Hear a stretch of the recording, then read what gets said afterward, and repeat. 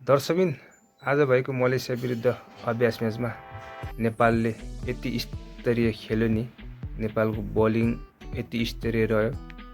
आज मलेसियाले नसोचेको हार बिहोर्यो। 170 रन बनाएको थियो नेपालले, 171 रनको टार्गेट पाएको थियो।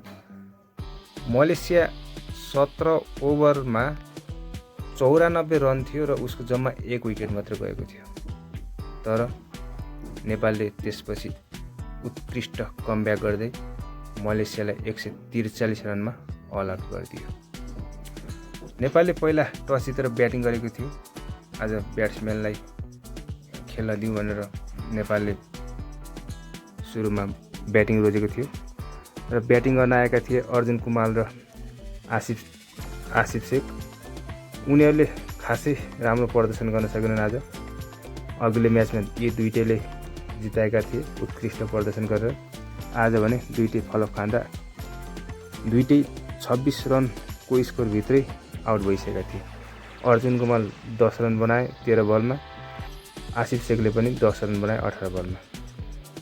दुवैजना 26 रनमा आउट भइसकेपछि तेस्रो नम्बरमा आएका थिए देव खनाल। उनी पनि आज फलप रहे।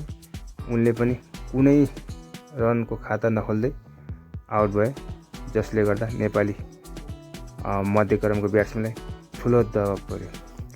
त्यसपछि आएका थिए रोहित कुमार पौडेल। रोहित कुमार पौडेलले उत्कृष्ट पारी खेले आज। उनीसँगै आएका अर्का दिपेन्द्र सिंह एरी भने आज फलप खान पुगे।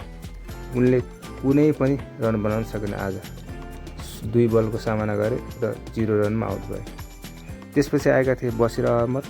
उनी पनि 10 बलमा 1 रन बनाएर आउट भए।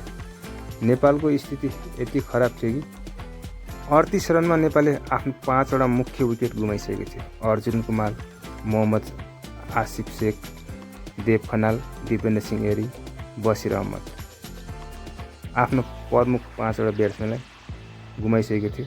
त्यसपछि आएका थिए गुलशन कुमार झा।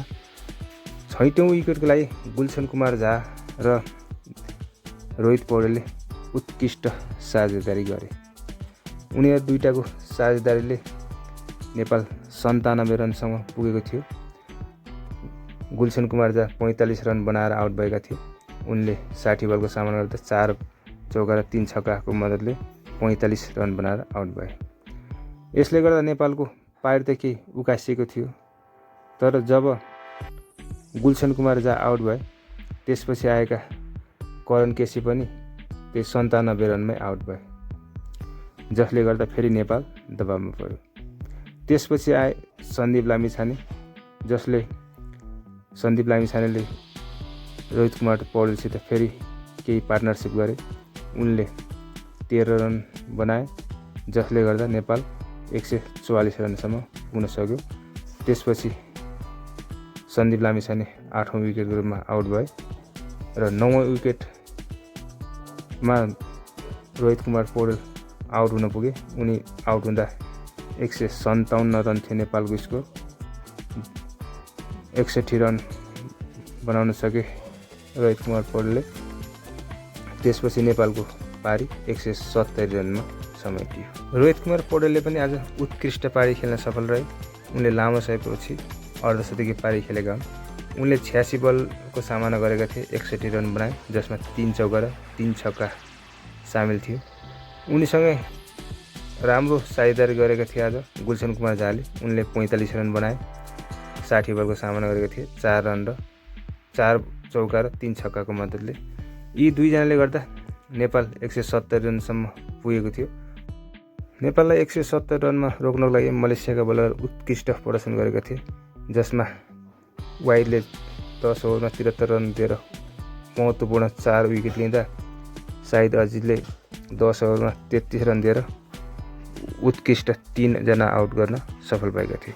बाँकी विकेट रिजवान हैदरले 2 विकेट लिए भने मोहम्मद अमिरले 1 विकेट लिन सफल भएका थिए। 171 रनको टार्गेट लिएर मैदानमा उत्रेको मलेसियाले सुरुमै सैफुल्लाह मलिकलाई गुमाएको थियो 3 रनको व्यक्तिगत स्कोरमा। त्यसपछि आएका अकिल वाहिद र नाजमुस सकिबले उत्कृष्ट साझेदारी गर्दै मलेसियाको स्कोर 94 रनमा पुर्याएका थिए। 94 रनमा पुग्दा मलेसियाको स्कोर नजमुस सकिब 51 रन बनाएर आउट भएपछि मलेसियाको विकेट झर्ने सिलसिला जारी भएको थियो।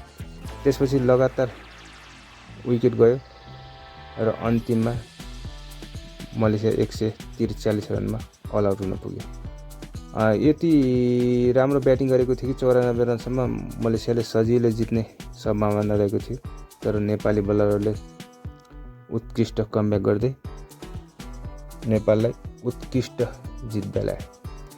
नेपालका लागि आज रोहित पौडेल दुवैतर्फ उत्कृष्ट प्रदर्शन गरे, ब्याटिङ र बलिङ दुवैतर्फ। बलिङमा पनि उनले 7 ओभरमा 16 रन दिएर 2 विकेट लिए भने दिपेन्द्र सिंह यादवले 10 ओभरमा 23 रन दिएर 2 विकेट लिए। सन्दीप लामिछाने 9 ओभरमा 19 रन दिएर 2 विकेट लिए। ललित राजवंशी 5.1 ओभरमा 20 रन दिएर 3 विकेट लिए। शेरमल्लले कुनै विकेट लिन सकेनन् भने हेमन्त धामीले 3 ओभरमा 20 रन दिएर 1 विकेट लिन सफल भएका थिए।